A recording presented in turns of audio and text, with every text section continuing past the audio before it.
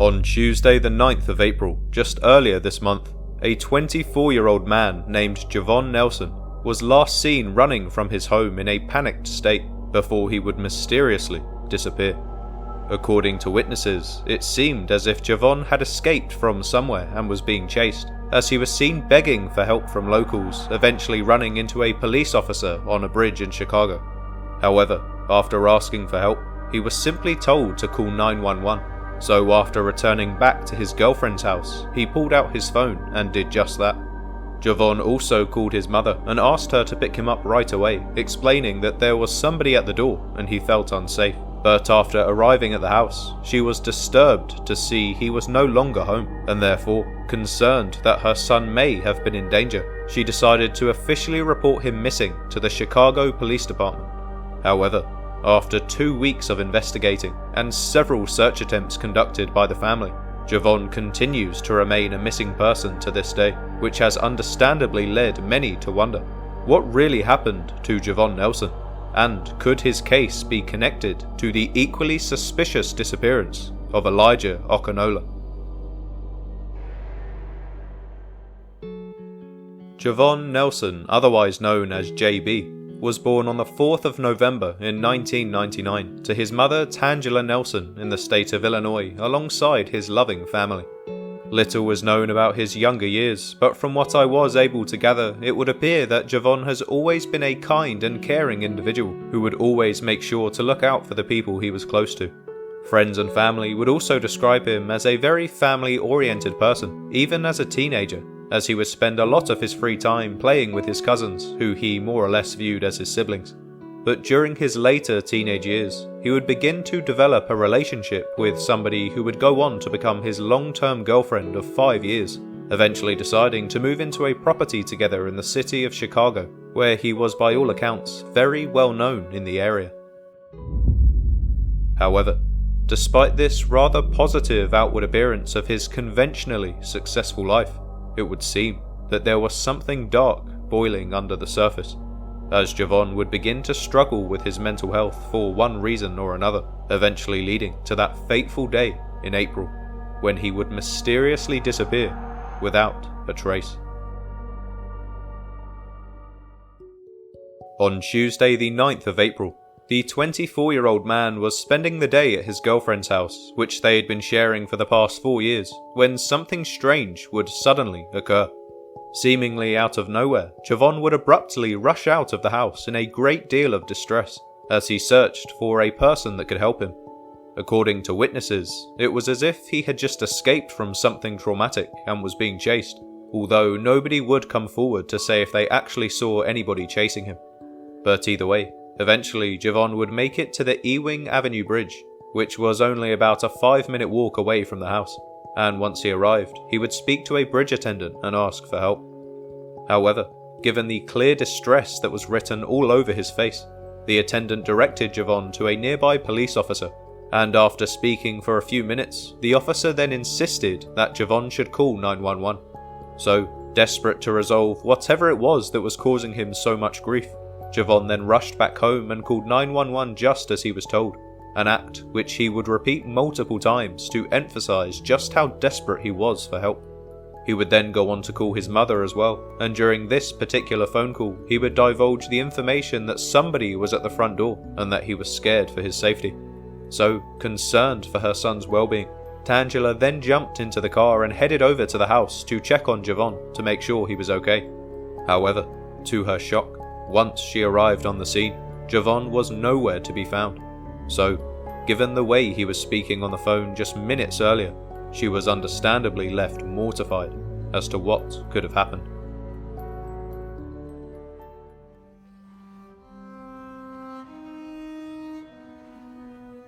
On Wednesday the 10th of April, the Chicago Police Department would respond to a call from a distressed mother who was concerned that her son may have been in grave danger. According to Tangela, after arriving at Jovon's home, she quickly discovered that his cell phone had been left behind, and after inspecting the call history, she noticed that he had tried to call 911 at least 2 times. So confused by his behaviour, and worried that he may have been going through some kind of mental breakdown, she phoned the police herself to report the incident and to ask for their assistance. However, due to the nature of the situation, the police were hesitant at first to release too many resources, suspecting that Jovon may have simply been experiencing a bad reaction to some kind of substance and would more than likely return home eventually. But hours would soon turn into days, with Jovon remaining absent with no way of contacting anybody as he had left his cell phone behind. So, given these escalating conditions, the Chicago police would file an official urgent missing person report for Jovon, with the hopes that this would help bring him home. Jovon's family would also step up their efforts in the search by assembling multiple search parties across the city of Chicago, which they would highly publicize on social media to get as many people involved as possible. However, despite their huge efforts, a week would soon go by with still not a single sighting of Jovon or any useful information that could have provided any leads for the police. So, given the ever-increasing danger surrounding Jovon's disappearance, as well as the lack of assistance from the Chicago Police Department, his family would eventually decide to turn to the Chi-Town crime chasers in a desperate attempt to raise more awareness. And to their luck, it wouldn't be long before a major development would soon be uncovered.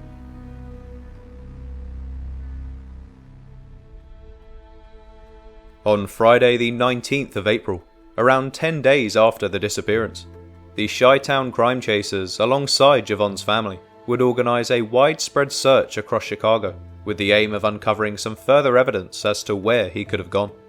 The entire community showed up, along with their own family and friends, and together they explored an array of different search techniques, ranging from door-to-door interviews to meticulous searching through any means possible. They looked down alleyways, garbage cans, ditches and woods, and they even inspected some local abandoned buildings, as well as any waterways where Jovon could have ended up in. But they didn't stop there, as the search party were determined not to end the day empty-handed. So, with the use of canine units and drones, the Chi-Town crime chasers continued their efforts, and just before the day was about to come to a close, they were able to uncover something extremely suspicious. So suspicious, in fact, that they were unable to divulge any information to the public, as the evidence had to be handed in to the police right away. However, despite these massive steps forward in the investigation, the committee were still somewhat disheartened to admit that after a very long day of searching vast areas of land across the city of Chicago, they were still unable to find the missing young man, which they had quietly hoped would be the outcome of the day. But determined to stay positive, they did reveal that the search had resulted in some incredibly useful leads and tips, and it also added a lot more pressure on the community to find answers, given the huge turnout of people desperate to find Jovon. The Chi-Town crime chasers also revealed that the Chicago Police SVU detectives are currently investigating this new development in the case, but the spokesperson would only go as far as to say that they are still looking for Jovon and are desperately trying to find the answers. So, it would seem that after almost 2 weeks of intense hard work from the entire Chicago community, we still do not know what really happened to Jovon Nelson. Now, unfortunately, as far as the official investigation goes, this is all we know for now. But given the recent disappearance of another young black man from Chicago, named Elijah Okunola, many are starting to fear that the city could potentially have a serial killer on its hands, which has understandably caused the pressure of finding Jovon to grow even stronger. So, with the Chicago Police Department finally starting to up their game in terms of an investigation, you would hope that this grieving family will soon get the answers they so desperately deserve. However, given that Jovon has now been officially missing for almost 2 weeks, alongside the incredibly concerning details surrounding his case, I can't help but feel that the likelihood of his safe return is only growing weaker as the days pass. So with that, let's get into some of the potential theories. Now, as I normally do on this channel, I will commence the theory portion of this video by talking about one of the more positive potential conclusions, as I believe until we find any explicit evidence that proves Jovon is no longer with us, we have to consider the possibility that he could still be out there, just waiting to be found. So, on that note, could Jovon have simply decided to run away from his home in an attempt to get away from the pressures of his life? Well, to be honest, it's very difficult to say, as there hasn't really been too much detail released around Jovon's home life before his disappearance, and therefore I can't really comment on whether or not there could have been any issues in his relationship that may have spurred on this strange behaviour. But perhaps a more evidence-based theory could be that Jovon was simply suffering from a mental breakdown at the time, just as his mother claimed, and decided he needed to get away for some much needed space. Now, why he may have suffered a breakdown is impossible to say right now. He could have been going through some struggles in his life, he may have taken a substance that could have brought on this behaviour, or maybe the breakdown was just the result of nothing more than a hereditary condition that runs in his family. It really is impossible to say, so I won't bother delving any deeper than this, but what I will say is that if Jovon had suffered a mental breakdown that day, I fear there are only two real options in terms of outcome. Either he is hiding out somewhere until he's ready to return home, or he has met a much darker fate. But if this is the case, and Jovon is unfortunately no longer with us, what could have happened to him? And more importantly, who could be responsible? Well, given Chicago's notorious identity as being one of America's most violent cities, I'm sure it won't come as too much of a shock that last year Chicago had the most recorded murders out of all cities in the country, with 653, which is nearly double that of the second highest city being Baltimore. Now, I think this statistic stands alone as a decent argument for how anybody going missing in Chicago could potentially meet a very dark fate. But if we dig a bit deeper here and link this statistic to Jovon Nelson specifically, are there any other connections that may reveal what might have happened to the young man? Well, according to Injustice Watch, which is a non-profit newsroom that investigates the Chicago court system, it would seem that one of the main causes for this incredibly high number of murders is gang violence. There are currently around 75 gangs with more than 100,000 members which reportedly operate within Chicago and have consistently been a concern for the local law enforcement. So, is it possible that Jovon could have found himself on the wrong side of a local gang? He did tell his mother over the phone that he thought somebody was at his door, and he was also desperate to speak to the police about something, meaning there could have been somebody chasing him, as the witnesses claimed. In my personal opinion, based on the story that has been told around Jovon's strange behaviour that day, it seems very odd to me that the police would ask him to call 911, instead of just dealing with the situation then and there.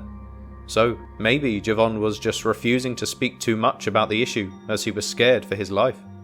Again, it's very difficult to say with the police choosing to remain silent while they conduct their investigation, so for now, all we can really do is speculate on what could have happened, as I fear the longer we wait for answers, the more likely it will be that his family lose out on a happy ending.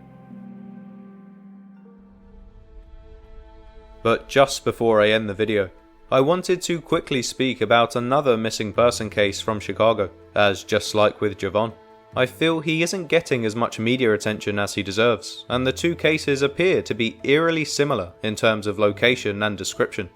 So, on Saturday the 13th of April, just last week, a 24-year-old DoorDash delivery driver named Elijah Okunola would mysteriously disappear after dropping his mother off at work near 55 East Pearson Street in Chicago. Since that day, nobody has heard from him, and there are absolutely no leads to speak of, meaning his family are seriously concerned about his well-being.